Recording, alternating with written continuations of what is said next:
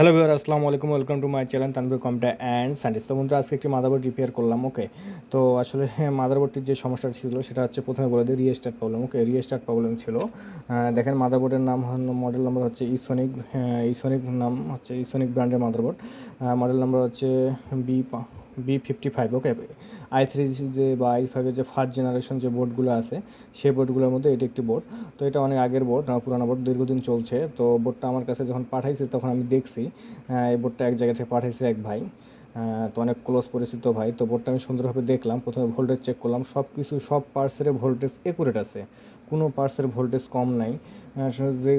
যেখানে যেরকম ভোল্টেজ দরকার, ভিডিডি ভোল্টেজ, কোর ভোল্টেজ, ওকে, ক্লক ভোল্টেজ, সিমক্স ভোল্টেজ, সবগুলো ওকে আছে, 100% ওকে আছে।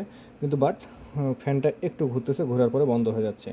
তো যখন আমি দেখলাম যে ভোল্টেজ সব কিছু ওকে আছে, তো তখন আমি ফার্স্ট টাইমে কী করলাম, আমার মাথায় একটা আইডিয়া আসলো যে বোর্ডটা হয়তো বা কোনো জায়গায় ময়লা লেগে থাকার কারণে, বা কোনো পিনে, র্যামের পিনে বা সিপিইউ সকেটের পিনে জং ধরে যাওয়ার কারণে। ওকে, যেহেতু দীর্ঘদিন একটানা বোর্ডটি চলছে, কখনো ওয়াশ করা হয়নি বা ক্লিন করা হয়নি, এই কারণে সমস্যা হতে পারে। কিন্তু ভোল্টেজ যেহেতু ঠিক আছে, তো আমি সেগুলো ক্লিন করলাম। ওকে, আমি একটা ক্লিনার ইউজ করছি, দেখেন এই ক্লিনারটি আমাদের এখানে এটা পাওয়া যায়। তো আপনারা যে কোনো ক্লিনার নিতে পারেন, একটা ভালো মানের থিনার দিয়ে আপনারা ক্লিন করতে পারেন, ঠিক আছে।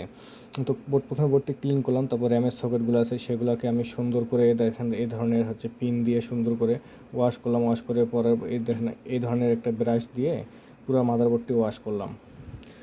মাদারবোর্ড ওয়াশ করার পরে আমি যে সিপিইউ সকেটের পিনগুলো ছিল, পিনগুলো একটু হালকা করে ঘষে দিলাম, এবং দু একটা পিন হয়তো বা দাবা ছিল, অনেক দিন লাগে থাকার কারণে একটু দেবে যায়। তো সেই পিনগুলো আমি ঠিক করলাম। ঠিক করার পরে তো পিনের তেমন সমস্যা ছিল না, এমনি আমার যে মনে হয়েছে আর কি। তো সেগুলো ঠিক করার পরে আমি বোর্ডটি ক্লিন করে একবারে A to Z মাদারবোর্ডের একবারে ছোটো ছোটো অংশ সব কিছু, মসফেট টসফেট, ক্যাপাসিটার যা আছে, ক্লক আইসি, কোর আইসি, র্যাম সকেট, সবগুলো থিনার দিয়ে একবার সুন্দরভাবে ক্লিন করলাম। একবার ক্লিন করলাম, ক্লিন করার পরে শুকাইলো, তারপর আবার একবার ক্লিন করলাম। ক্লিন করার পরে, এভাবে ক্লিন করার পরে বোর্ডটি শুকানোর পরে আমি কী করলাম, বোর্ডটি অন করলাম। বোর্ডটি একবারে পাওয়ার চলে এসেছে। তো আরেকটি বিষয় বলে দেই, আমি কিন্তু বোর্ডটিকে ক্লিন করার পরে আমি হট গান দিয়ে শুকাইনি, ঠিক আছে। তো আপনারা ওই কাজটি করবেন না। দেখেন, এখন বর্তমান ডিসপ্লে আসতেছে এবং উইন্ডোজ চলতেছে, বোর্ডটি পরীক্ষামূলক চেক করতেছি উইন্ডোজ দিয়ে। আমার যে উইন্ডোজ দেওয়ার পরে ড্রাইভার সব কিছু নেয়, এবং 1-1.5 ঘন্টা চালাবো। চালার পরে বোর্ডটি যে অন হয়ে যায়, এবং কালকে, এখন রাত প্রায় অনেক রাত হয়ে গেছে, 10টা বাজে। তো কালকে ফির সকালবেলা অন করব।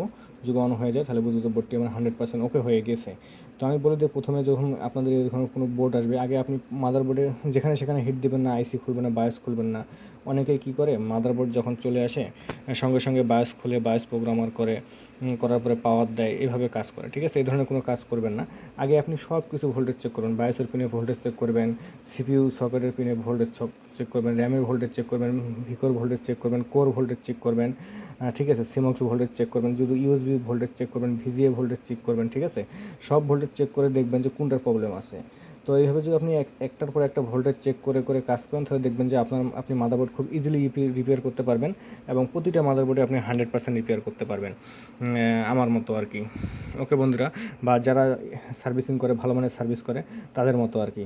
তো যারা নতুন কাজ করতেছে তাদের উদ্দেশ্যে আমি বলবো যে মাদারবোর্ডে প্রথমে কী করবেন, স্টেপ টু স্টেপ কাজ করবেন। আগে যে কোনো মাদারবোর্ড আপনার কাছে আসলে, আপনার নিজের পার্সোনাল হোক বা আপনার ওয়ারেন্টির মাদারবোর্ড, যে কোনো মাদারবোর্ড আসুক, তো সার্ভিসের মাদারবোর্ড আসুক, আপনি আপনার ভোল্টেজ সব কিছু চেক করবেন। যে ভোল্টেজটা সমস্যা থাকবে সে ভোল্টেজের আগে কাজ করবেন। যে সব কিছু ওকে আছে, তারপর যদি না হয়, তো আপনি বোর্ডটি সুন্দরভাবে ক্লিন করবেন।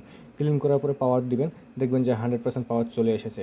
ওকে বন্ধুরা, ভিডিওটি ভালো লাগলে অবশ্যই লাইক করবেন, কমেন্ট করবেন, আর হচ্ছে ভিডিওটি অবশ্যই শেয়ার করে দেবেন, কেননা আমার এই ভিডিওটি দেখে আপনার কোনো বন্ধু বা উপকার হতে পারে, বন্ধু বা ভাই ব্রাদারের উপকার হতে পারে। ওকে বন্ধুরা, আবার কমেন্ট বক্সে আপনাদের যে কোনো প্রবলেমগুলো, সমস্যাগুলো আমাকে জানিয়ে দিবেন, তাহলে আমি এই ধরনের ভিডিও দেওয়ার চেষ্টা করব। ওকে বন্ধুরা, ভিডিওটি ভালো লাগলে অবশ্যই চ্যানেলটি সাবস্ক্রাইব করতে ভুলবেন না, এবং পাশে থাকা বেল আইকনে ক্লিক করে রাখবেন, যাতে আমার সকল আপডেটগুলো সবার আগে আপনার কাছে পৌঁছে যায়।